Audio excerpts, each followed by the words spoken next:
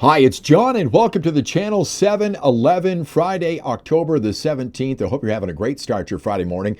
My second video today, I felt inspired this morning. I've got some other ideas I'm working on as well, but I wanted to do this one today. I do have my big blue mug of coffee, just recently refreshed, nice and hot.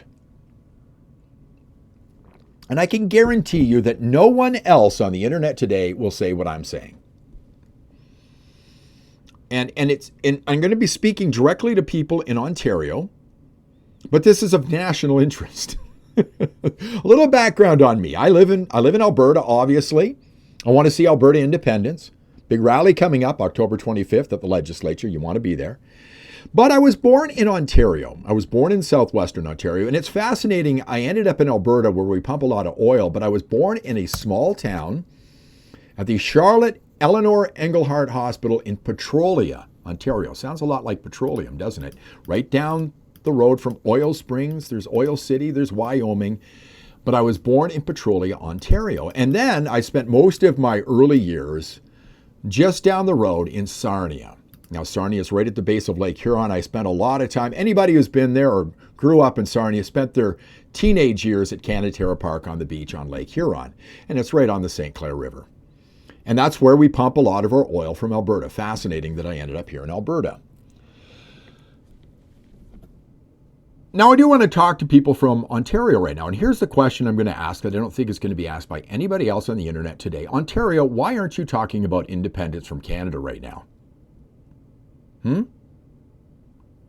Why aren't you talking about independence from Canada right now? Because, folks, if you're living in Ontario, you're in deep trouble. I want to give credit for this video to Derek from Unacceptable Fringe because he talked about Ontario and Doug Ford yesterday, which gave me some inspiration today. But Ontario is in deep, deep trouble right now. And you've got a leader right now in your province that's not changing directions when it comes to a strategy to make things better for your province. You know, I went on ChatGPT this morning and asked a question. Can you tell me how many jobs have been lost in the automotive sector in Ontario since Trump put tariffs in place? And it couldn't answer the question. It did come back with an answer saying that tens of thousands of jobs have been lost in steel, aluminum, and automobiles since that happened, and most of that's been in Ontario. I'm surprised we haven't got a number, but we know just over the last couple of days, a lot of jobs left in Ontario from Stellantis. Stellantis says it will shift production from its Brampton, Ontario plant to Illinois. It's part of the automaker's new promise to invest more than $18 billion in the U.S., boosting production in that country by 50% and creating thousands of jobs for Americans. News of the production shift from Canada south of the border is hitting just over a week after Prime Minister Mark Carney's visit to the White House. That visit had U.S. President Donald Trump tell Carney that the U.S. and Canada were natural competitors for industries like the auto sector. And the next day, his trade czar, Howard Lutnick, reportedly warned a Toronto audience that Canada would always come second to the U.S. when it comes to the car industry. How many jobs have been lost in the automotive sector in Ontario? Just a few thousand like this are too many. I've heard it could be tens of thousands of jobs. It's catastrophic. Why are they leaving? Because it's a better business environment. It's better to do business in the United States of America. Donald Trump has made it that way. That means it's not a good business environment here in Canada, and the Liberals and Mark Carney have made it that way.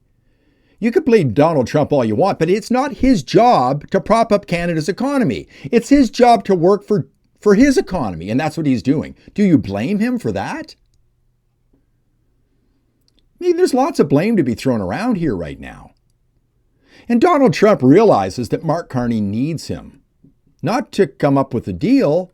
Mark Carney needs Donald Trump to keep his poll numbers high. And that's why we haven't got a deal on tariffs right now. And Donald Trump realizes he can pick Canada clean as long as he's around and Mark Carney and the Liberals are in power.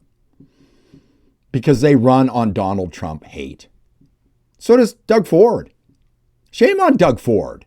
Doug Ford isn't switching directions. He's not trying to make things better for his province. He continues to rant and rave about Donald Trump this and Donald Trump that.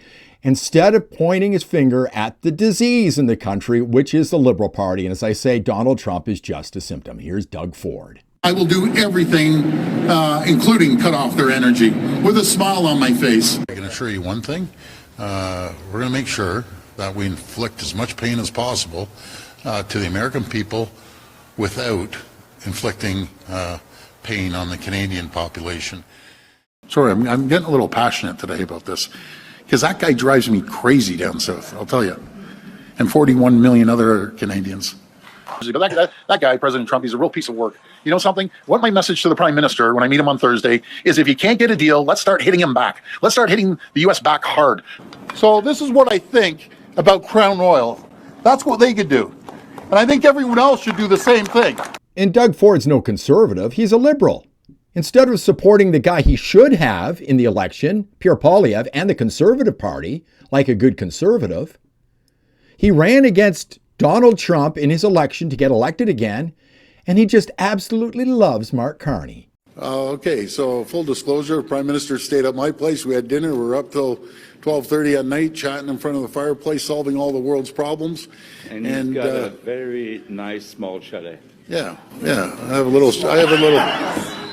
little shack up and down the street there. And do you know what it is? Yeah, I'm telling you, I haven't known him for long, but the Prime Minister is the most humble person you'd ever want to meet. Doug, you've chosen the wrong team here. You need to change the game plan. This isn't working right now.